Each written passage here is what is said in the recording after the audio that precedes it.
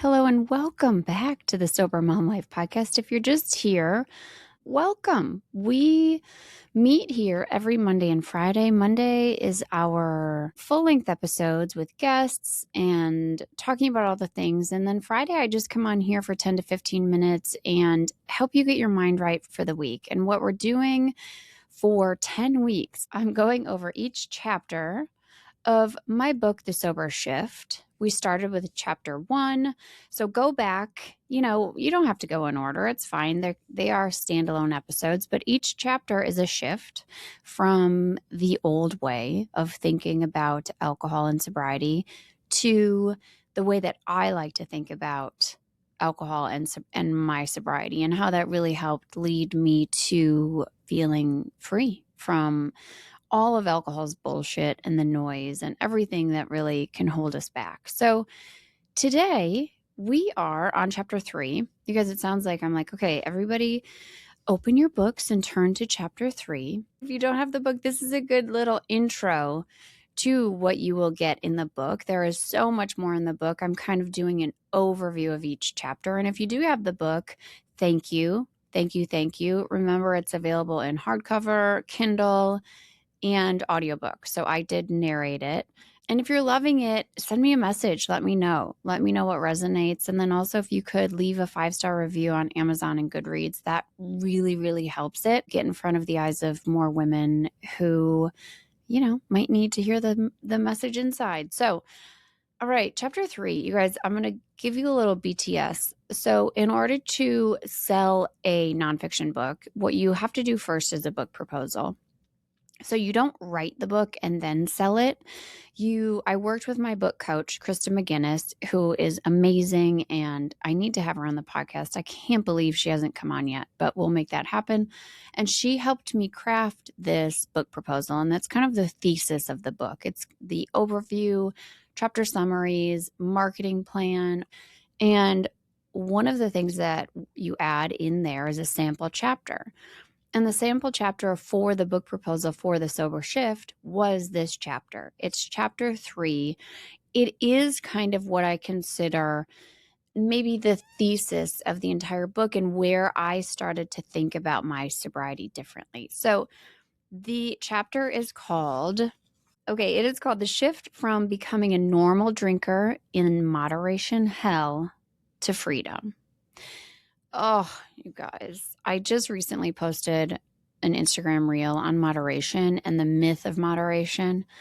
And I mean, the majority of you were like, yes, like, thank you for saying this, because I didn't realize this until I quit drinking. And then I have people, of course, who are defending moderation because we've been taught, even before we were adults, right? We're taught that that's the goal for alcohol, is that we need to moderate. That's how we know we're doing this right? That's the drink responsibly. That's the thing that has been pushed down our throats since we knew about alcohol, was drink it in moderation. Not only is that the goal, but it's probably good.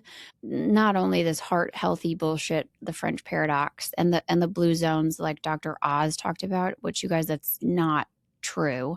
I debunk the entire French paradox in the book, and it's been debunked. So yes, we've been taught this thing, this highly addictive psychoactive substance. The goal is to moderate it and to drink it responsibly, and that only certain people get addicted to it, right? I think that's what I thought. I thought it was alcoholics really need to, look at their drinking, talk about their drinking in dark church basements, call themselves alcoholics. But normal people like myself, and probably like you, no, we're fine. Like, there's nothing to see. That is the biggest load of bullshit. And big alcohol is just laughing all the way to the bank, although not so much anymore, because we are starting to see. So the idea of a normal drinker, I really blow that up in this chapter.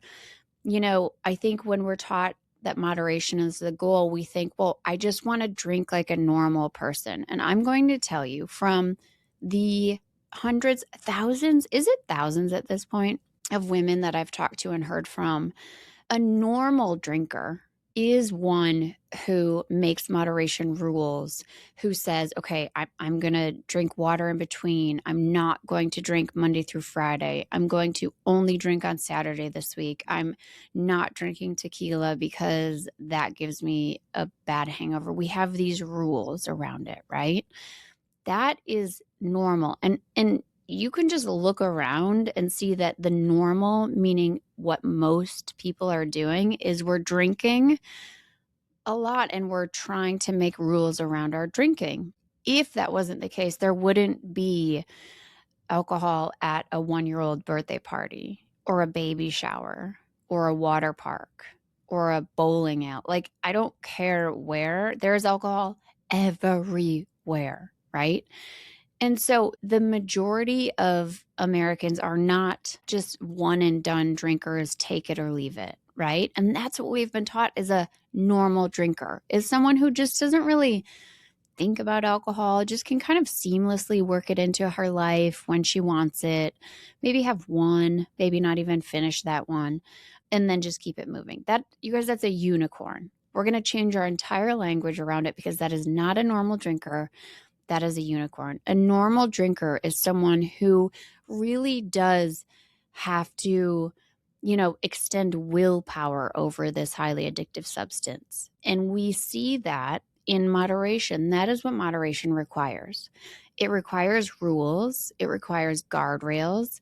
It requires boundaries, because when you have a very uncontrollable substance and you try to control it, it's going to take a lot. And so we've been taught, that we're not supposed to quit drinking or talk about our relationship with alcohol unless we have maybe hit rock bottom, right? Unless we've lost something very dear to us, whether that's our job, our family, our custody of our kids, our license, maybe our freedom.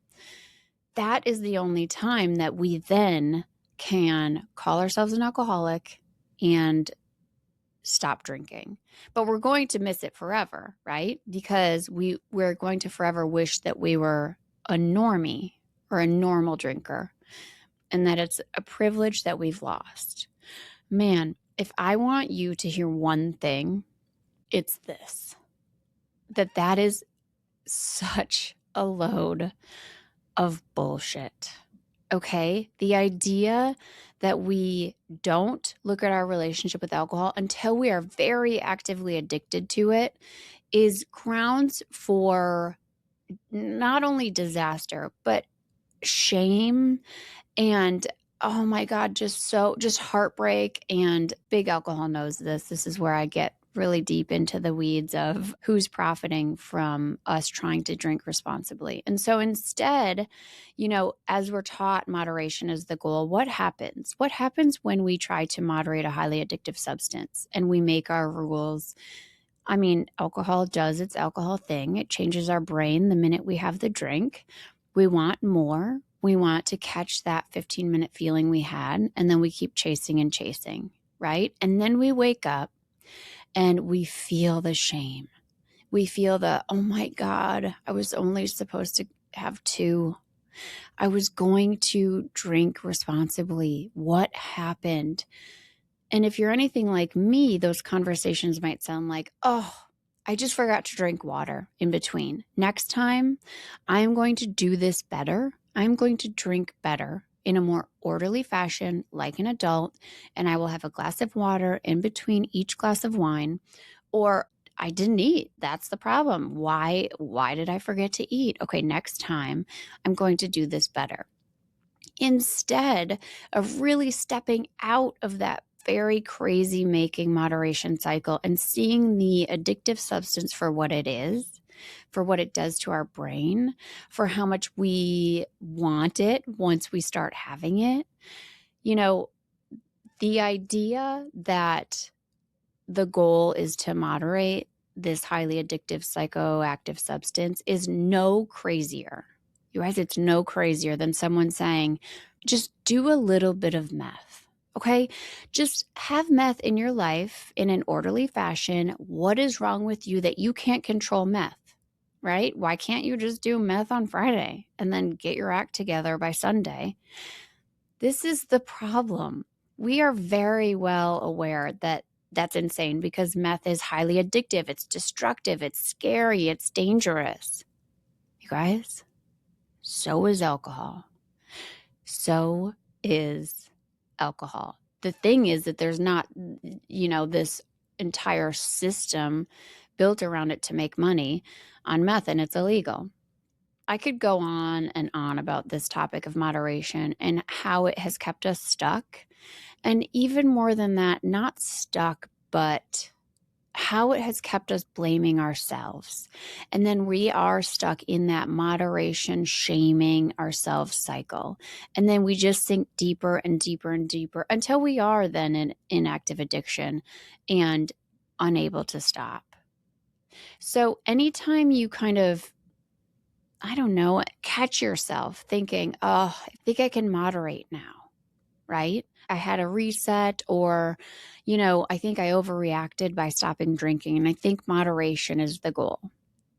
I want you to remember this episode, this chapter 3, and my words. Moderation and trying to moderate a highly addictive substance takes so much mental energy, so much willpower.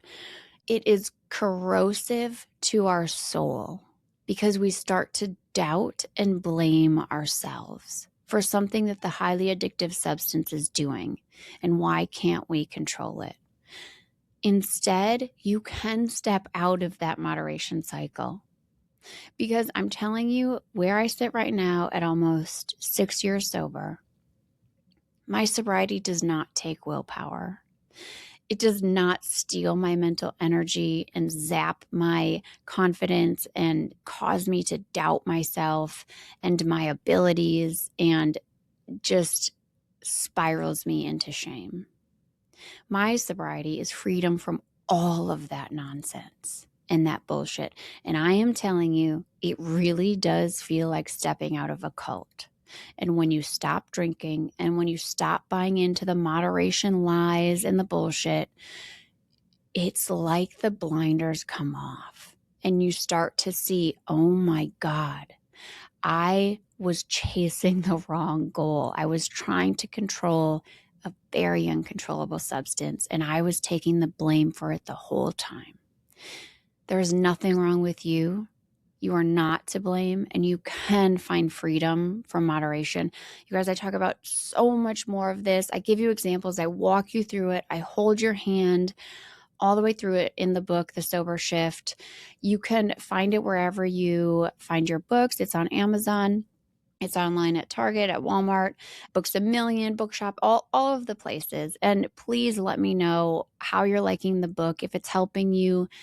I wrote it so that I could change your entire perspective on alcohol and sobriety. And I wrote it for the person who has believed that moderation is the goal. That's who I wrote it for. And so if that has been you, if you have been tricked into believing that there are normal drinkers and then other people who get addicted, you find yourself stuck in that spot, this book is for you. This podcast is for you. Everything I create is for you. So thank you so much for being here this weekend. Even if alcohol is still in your life, I want you to notice where we are sent the message that moderation is the goal and that sobriety is only for some people, only for, people who are actively addicted, and that there are normal drinkers. You guys, oof, what a lie, what a lie. Sobriety is freedom, and I want you to feel that. If you like the podcast, please rate and review it. That really does help, and I love to hear from you. So come and follow me. It's at Suzanne Where I on Instagram. There is so much more to come. We have a great episode Monday coming up, and then also we'll go to chapter 4 on Friday. And chapter 4 is the shift from romanticizing alcohol to telling the truth about the role it has played in your life. Okay. Thank you, everybody. Keep going. I'm so proud of you. Bye.